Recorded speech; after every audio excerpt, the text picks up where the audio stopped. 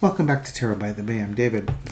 Okay, I saw an advertisement, a story on the Hill, where the White House, the Department of Agriculture, posted up a notice on the website basically saying that SNAP benefits will not be paid out in November. Additionally, funding for WIC, which is a Women, Infant, Children Supplement Program, will also, it's running really low on funding. It received about a $300 million boost from the Trump administration in October, and it's kept the program afloat, but some states will run out of money the beginning of November. Some will make it through November, but probably not many will make it into December, given the current government shutdown. One of the things that I find really hard to stomach, and I think, again, a friend of mine who posts up very conservative MAGA talking point memes, put up there some Instagram post of some woman complaining that Obama built a basketball court and nobody complained about that, and yada, yada, yada, and that, the East Wing was built, all this construction stuff. It's just like, okay, your first point that you made about Obama's basketball court, it was actually not an indoor court, it was an outdoor court. They took a tennis court and they just resurfaced it to be a basketball court.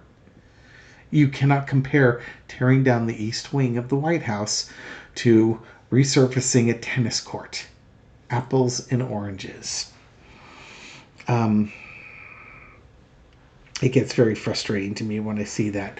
This administration, if you remember, started off about how they were going to cut out all this government waste. They were going to get rid of all these wasteful, unnecessary programs so they could give really, really wealthy people a tax cut. $2 trillion is what Elon Musk promised. And much like his Tesla Roadster, it's vaporware. They maybe got $100 or $150 million. And I don't know if we ever got a final number, because a lot of the contracts they canceled had guaranteed money that most of it had already been spent. So it made a big splash in the numbers. But the actuality was, if you canceled a $10 million contract, of which $9.5 million was guaranteed funding, and they've used $9.9 million of it, so they get to keep $500,000. The contract didn't cancel $10 million; it canceled $500,000 at the tail end, in case that, and they add a little overage in case they need it. That's why you have guaranteed money, and then the total contract. The extra is in case you have some overrun. Okay, but they were getting rid of waste and fraud. I was a grocery store checker for several years. I often had people come in with food stamps or using the WIC program. That's why I'm familiar with it. And for a few years there, I was working across the street from the projects in San Francisco. I've only seen one person ever try to commit fraud with the Women, Infant, Children Supplement Program. And in this case, it was a woman who was known to us in the store because she would come in and shoplift and cause problems. She was just somebody who was probably addicted to drugs and made bad life choices. And she had purchased food off the Women, Infant, Children Supplement on one day, then came back on another day trying to return it and buying other food with it for herself and booze. And the only reason why, and I happened to see it when the return was coming in, it wasn't through my line, or maybe it was through my line, but I called the manager over and I explained what I was seeing here, why I didn't want to return the stuff. Basically, in Women, Infant, Children Supplement, they would have these tall cans. I believe it was Enfamil baby formula. They were expensive for the time, like $10 for this can. Now, mind you, this is in the mid to late 1980s. Nobody ever bought that stuff, ever. The only people that ever did bought it with the Women, Infant, Children Supplement thing. So when I see this woman who's been a problem returning a couple cans of this stuff plus other stuff that on their receipt would be for baby food, And then, I see the food that she's buying, which is all food for herself. It's like, I told my manager, I don't want to return this. This is what she's doing. And we didn't return it. That's the only time I ever saw fraud like that. Anytime somebody came with food stamps, I had to ask them if they had a food stamp card. They always did. You know what? Sometimes people need help. They just do. And a good society takes care of its most vulnerable. Family friend who was on SNAP benefits through California was excited because the county she was in a couple years ago when she was collecting them offered up to $240 a month for food benefits. That doesn't go very far. In a week's time, if you bought a dozen eggs, a loaf of bread, a pound of lunch meat, a pound of cheese, a jar of pickles, a couple heads of lettuce, some celery, carrots, radishes, and maybe a pound or two of pasta, and maybe a jar of tomato sauce to go with it, or olive oil, if you will, with some butter, that's more than $60 a week for groceries in California. I mean, it's really close. You can get by, but that's what you're eating. You're having hard-boiled eggs or scrambled eggs for breakfast. You're having a sandwich for lunch. You're having a salad and some pasta for dinner. And that's what you're going to eat. Eating poor, as Michelle calls it. The thought that on November 1st they are cutting benefits to people that is, somewhere between $150 to $250 a month. And you have to earn like no money, like $20,000 a year type of no money, $1,500 a month. That $250 a month for food, or $200 a month for food, that's a bunch of money. And then watching the healthcare benefits, the premiums for those going up, and they're going to be doubling for some people, or more than that. I saw stats for folks. It's going to be ridiculous. It looks like 25% of their take-home pay. This can't stand. Through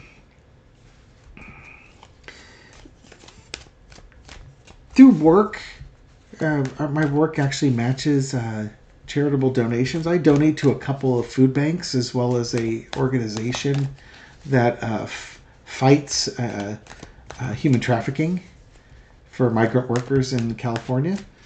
I do that on a monthly basis. With money I make from the revenue of this channel, I've never really talked about it that much, but I've used that money to help people out in my life that needed a handout, needed a hand up, down on their luck, whether they were victims of predatory loans. I had a friend that helped out he was in a loan that they were charging him 40% interest rate. And this is through a bank. Others that had medical debt or personal loans that they had to take out to address that would never get out from under those loans because they don't make any money. They work the gig economy.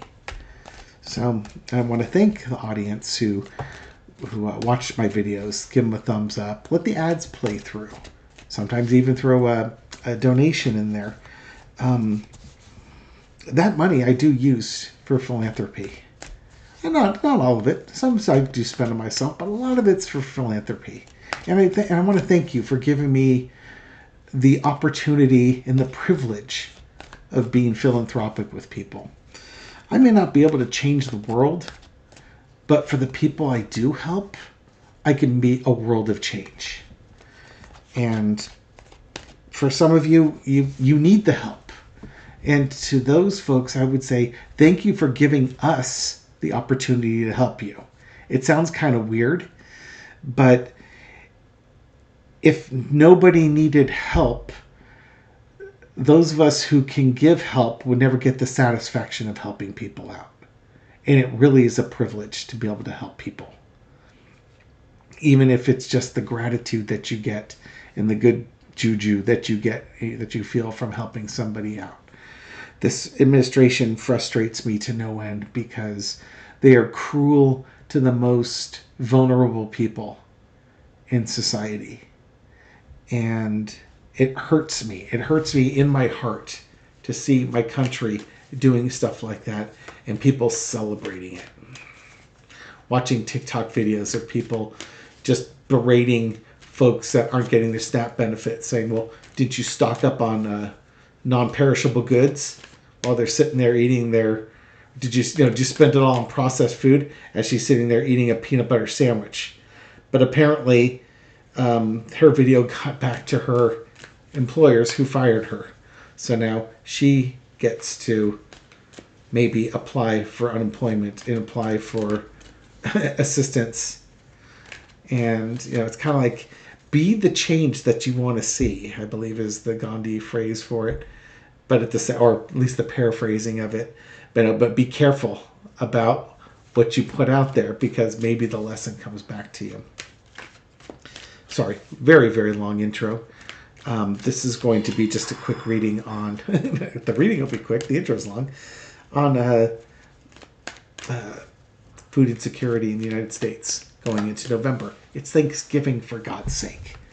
And maybe that's that time that... we reflect on what the true meaning of, not Christmas, but the true meaning of Thanksgiving. That fall harvest. And sharing that harvest with everybody. Okay, come on down. Again, entertainment purposes only. Let's take a look at food insecurity in the United States in November. Foundation of the reading is the Two of Swords.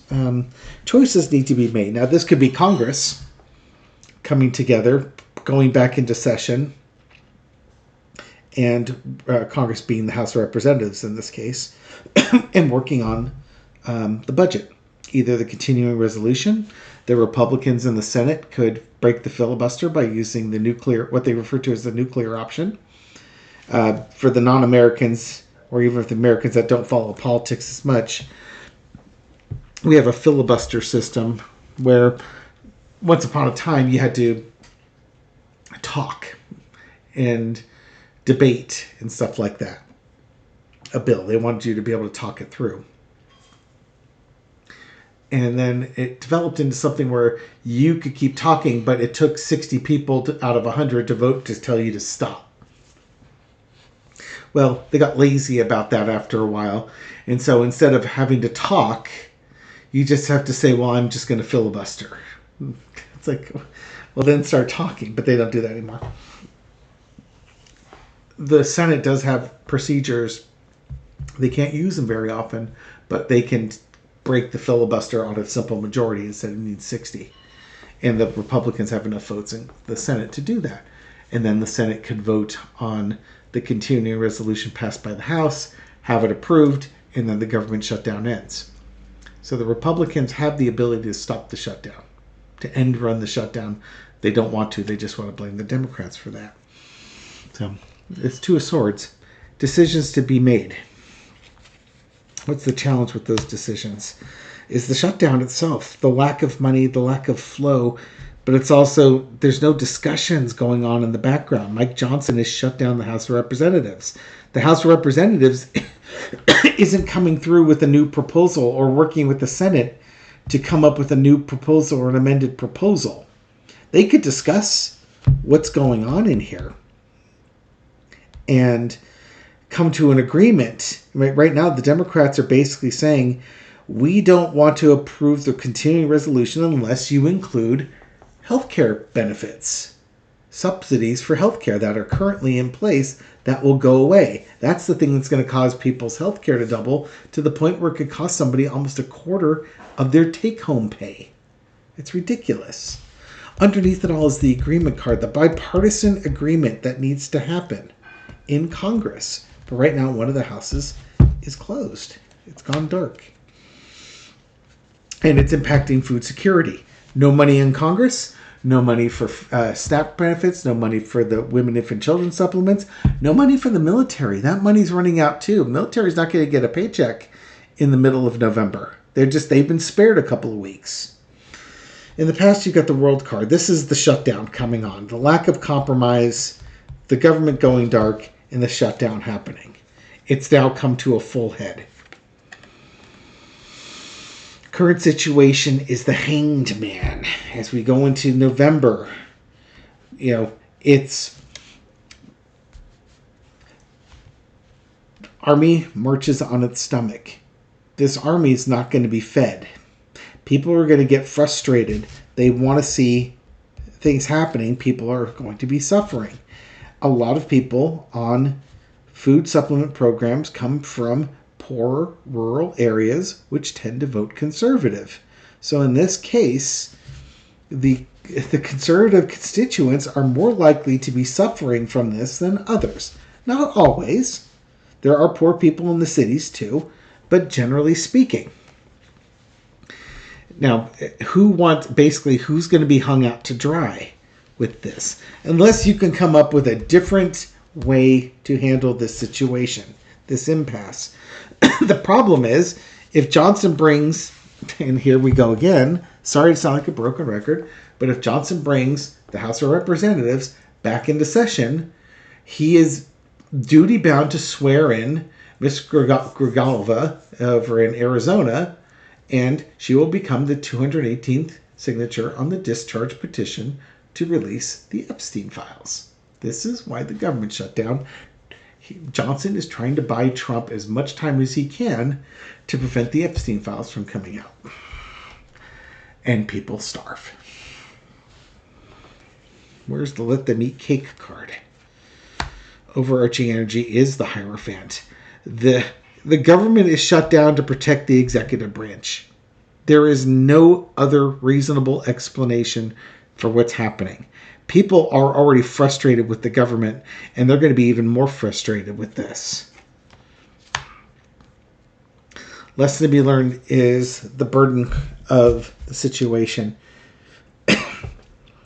This is an unnecessary burden, been taken on by the government itself because they refuse to compromise and work together. When you have a negotiation, you have to have opposing sides. The Republicans do not want to go to negotiate. They want to dictate. They want an authoritarian government where the leadership party dictates to the other party. It's funny and ironic that when Obama was the president of the United States, the Democrats had a filibuster-proof Senate. They could do anything they wanted for 2 years. And Obama wanted them to work with the Republicans. Because ideally, pie in the sky, highfalutin stuff, Congress should be working together to do things. The problem was, that was great, but that wasn't the reality. The hypothetical didn't match the reality. Just like Michelle Obama's, when they go low, we go high. That is great if the other side isn't purposely trying to derail you and will go to any lengths to do so. Michael Avenatti, not exactly the greatest guy in the world, he had a better analogy. When they go low, you punch harder. Eventually, they'll stop, but you have to speak their language. You have to communicate to them in a manner by which they understand. Going high for people who have no problem going low and getting in the mud is not how you deal with them. The Democrats, should they ever get a filibuster-proof majority, need to take full advantage of it. Take no prisoners. The Republicans are going to scream and yell anyways. Let them scream and yell. At least if you're getting the stuff done that you want to get done, they can scream and yell about that. If you try and compromise with them, they're going to scream anyways. Outcome is the Five of Swords. I do not see the compromise. There is no compromise with this card. This is my way or the highway, and if you guys suffer, too bad. We will go into November, and there will not be a break in Congress. Not with these cards. They have an opportunity to work behind the scenes. That Five of Swords, though, is currently saying that energy is not there.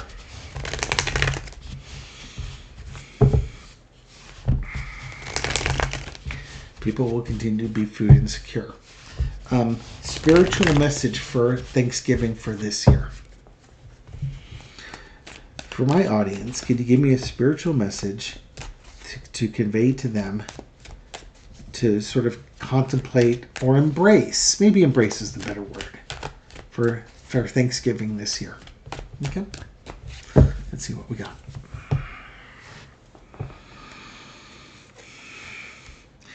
Page of Wands. Back to the quote, be the change that you want to see. Talk, take action. King of Swords. Decisive action. One of the problems the Democrats have with messaging is they talk a lot, but they don't actually do anything. The Republicans are really good at doing stuff. And you have to cut through the BS. Oh, interesting. The Magician center underneath it. Manifest it. Ask and ye shall receive. See what you can do to create something out of nothing, if you will. Or like the stone soup story. Stone soup story, yes. You started with some soup, some water, a pot, and some hot stones. And then you got all the townsmen to come in and add vegetables and things like that to help you with your soup.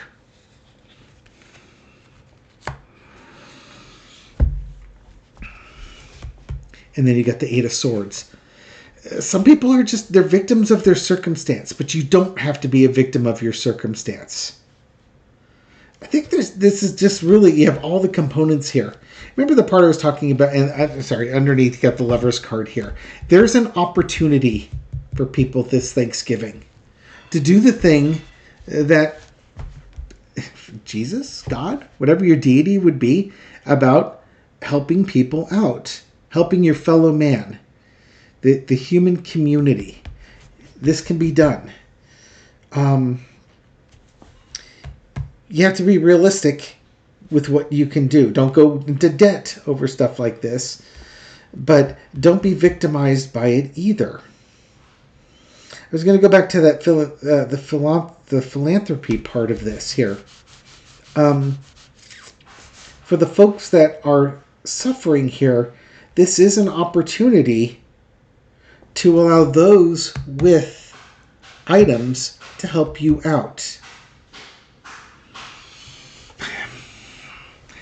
It sucks more to be this person than this person. But, because, in some ways you have to be, I'm subservient to this, or I have to beg this person for their sword. But at the same time, you're giving people an opportunity to show gratitude, to share when they have an abundance. And I hope that everybody in this audience who needs a hand finds somebody who has an abundance that can share with them. Because ultimately, that's how our society will progress and actually move past this, is when we stop looking at each other as Republicans or Democrats or this or that, opposites. The dichotomy, what's the word I'm looking for here?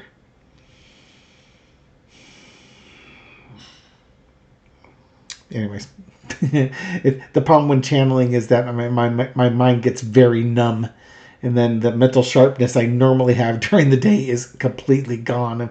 I'm dippy with this one. But anyways, you have an opportunity to help. Reach out to friends who don't have anybody. He may not have family in the area or something like that, or having a hard time. Oftentimes, we'll do Thanksgiving with family, but I usually have another Thanksgiving afterwards, and I invite folks that don't have Thanksgiving, don't have friends or family in the area, invite them over for Thanksgiving. And then you have an opportunity to spend Thanksgiving with friends too. And share. Yep.